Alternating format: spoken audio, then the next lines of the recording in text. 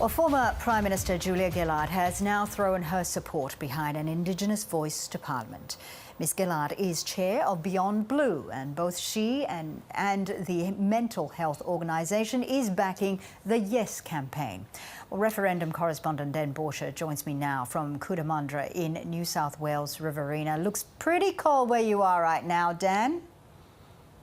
Yeah, Fauzia, good afternoon here from Wiradjuri country in Cootamundra. It sure is chilly here, and it comes on the day that we've seen the former Prime Minister Julia Gillard and Beyond Blue announce that they are committing their support to the voice to Parliament.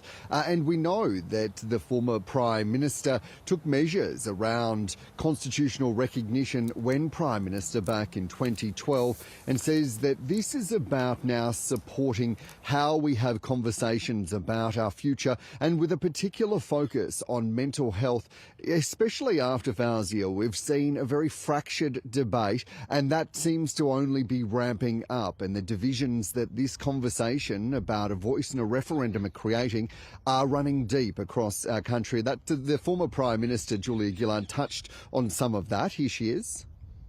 We do know that mental health experiences for Indigenous Australians generally are harder than for the Australian nation overall. That is because if people feel they aren't being heard, they aren't being included, that takes a toll. And the voice is a way that as a nation we can say we're hearing, we're listening, we're including, and we want to move forward together, and that's got positive mental health spin-offs. And that interview that I did with the former Prime Minister Julia Gillard also included former Liberal frontbencher and former Minister for Indigenous Australians in the Liberal government, Ken Wyatt, who said that the way that we have conversations, regardless of where Australians land, whether that be yes, no, or unsure at this stage, says so much about our nation right now. He also called on all Australians to really think deeply about their position and to read all the material that'll be coming out very soon, but also to seek answers to questions Australians have on this debate. Here he is.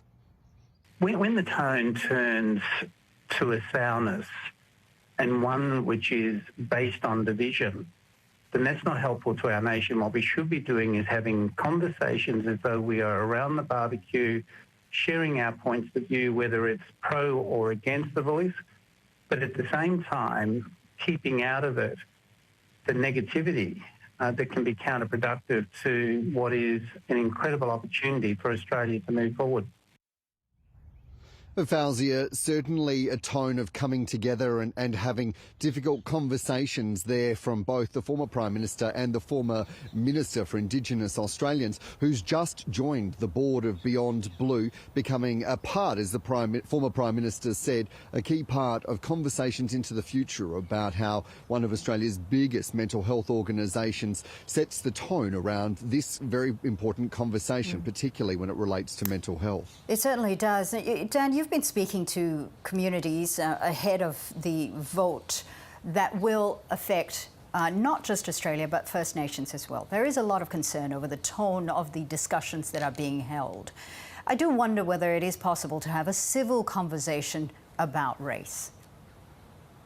Well, the optimist in me, Fauzia, says that we have to be able to have a civil debate, because what does it say about us if we don't? And that doesn't mean that we can't disagree and that we can't have a contest of ideas. Of course, that's crucial in a democracy.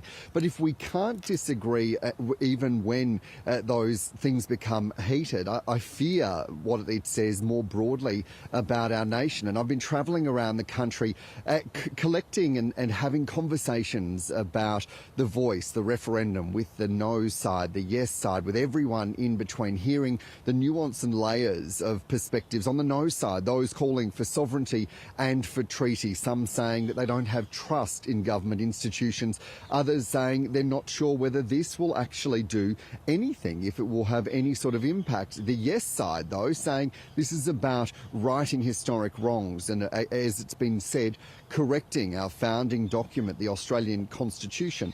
And I'm here in Cootamundra because I've been spending time with Wiradjuri elder Faye Clayton Mosley, and Marnie Fay is a member of the stolen generation. She was taken from her family, told that they were going on a holiday, and in fact that her mother didn't love her.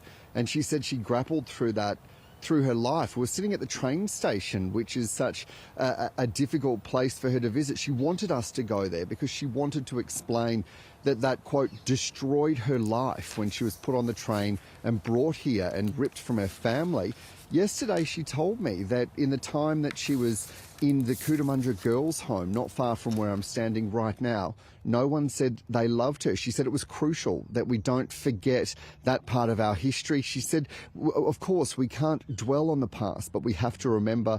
So in order to make sure that those sorts of policies aren't repeated again, she says that that's why it's so crucial that we have a really frank and honest national conversation about the voice. So I think that when we're hearing that from the elders who have had so much, particularly those members of the stolen generation who have faced so much pain and so much trauma, but are able to find a way, a middle ground to have this conversation, I think it's probably crucial for all of us to do the same. It certainly is. It's a reflection of the nation, as you mentioned as well. Dan Borscher there from Cootamundra, thank you.